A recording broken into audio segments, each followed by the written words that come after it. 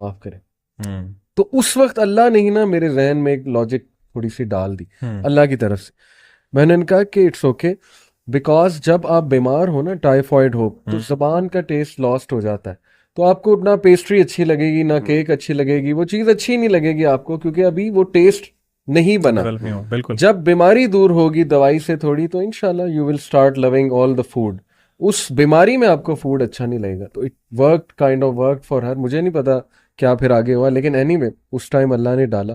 तो वही बात है कि जिस स्टेट में आप हैं, हम अपने आप को देख लें। हम जिस स्टेट में थे, बल्कि मैं आपको वो कोट भी कर देता हूँ, एक बड़ी फेमस किताब है, किताब का नाम बड़ा फजूल है, learn the art of not giving a dash, anyway, लेकिन ये बड़ी मशहूर हुई।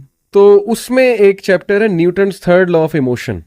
ये उन्होंने खुद अपनी तरफ से टाइटल रखा है, लेकिन साइंटिफिक रिसर्चेज उन्होंने कोट की।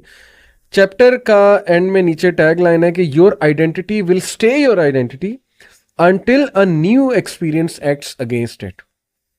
जब तक आप उस जोन में है ना और आपने कोई और नई चीज एक्सपीरियंस नहीं की, आप उसी को डिफेंड किए जाएंगे। आपके लिए वही दुनिया। नहीं नहीं, ये हम भी यही कहते थे। तबलीगी जमात आती थी, नहीं जी ये तो म्यूजिक हराम कहते थे। लो जी, इन्हें क्या पता, इन्होंने तो सुना ही नहीं कभी, इनको क्या पता मेटल क्या एनर्जी देता है, क्या ड्राइव देता है। तो ये रिसर्चेज यही है कि आप कम से कम एक्सपीरियंस तो करो जी। अच्छा, मैं एक अपने दोस्त के एक्सपीरियंस शेयर करूंगा। मतलब उसने मुझसे सवाल किया था कि यार, आप कोई इंसान सॉन्ग सुनता है, चले वो कुरान भी सुन रहा है और साथ साथ सॉन्ग भी सुन रहा है, क्यों आप जज कर रहे हैं किसी को? उसकी पर्सनल चॉइस है। कोई डांस करना चाहता है, वो नमाजें पूरी कर रहा है, आप क्यों उसको जज कर रहे हैं? हो सकता है उसके दिल में आपसे बेहतर ईमान हो। सही। तो उस वक्त मेरी अकल के मुताबिक जो मैंने उसे जवाब दिया था ना, वो यही मैंने कहा था कि यार, अगर तुम डांस कर रहे हो, सॉन्ग सुन रहे हो और तुम्हें उसी में मौत आ जाए और तुम उससे सेटिस्फाई हो, तो तुम सुनते रहो। बेहतर पैरामीटर उसको जज करने का ये है कि आप देखो कि मौत अगर मुझे इस हालत में आ जाए तो क्या मैं कंफर्टेबल हूँ, मैं जाऊंगा इस दुनिया से वो काम करते हुए।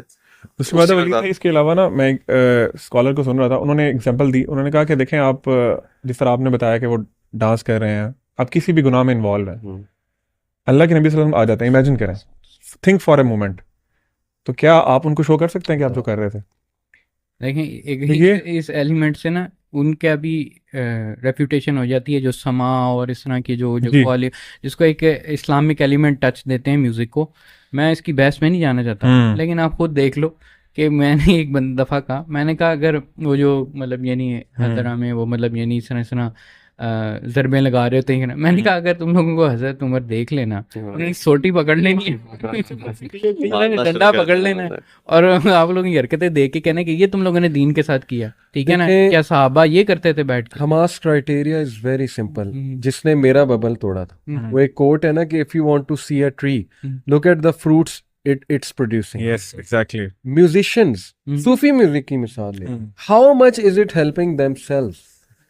Most musician, बल्कि most मैं कहूँगा 90% they are into girls, they are into affairs, they are into haram stuff, they are into drugs। इनके अंदर पीडोफिलिया भी बहुत, पीडोफिलिया वो तो फिर बहुत ही, वो रॉक स्टार के अंदर बकायदा ये फिनोमेना उन्होंने काफी नोटिस किया। They are into depression, they like to wake up at night।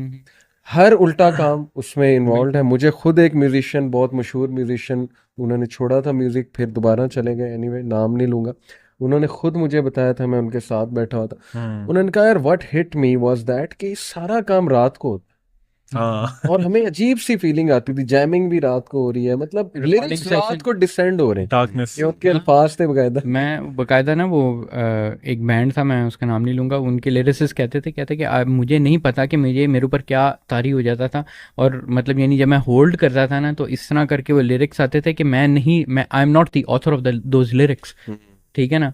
और वो लिटरली शैतान का एलिमेंट होता था।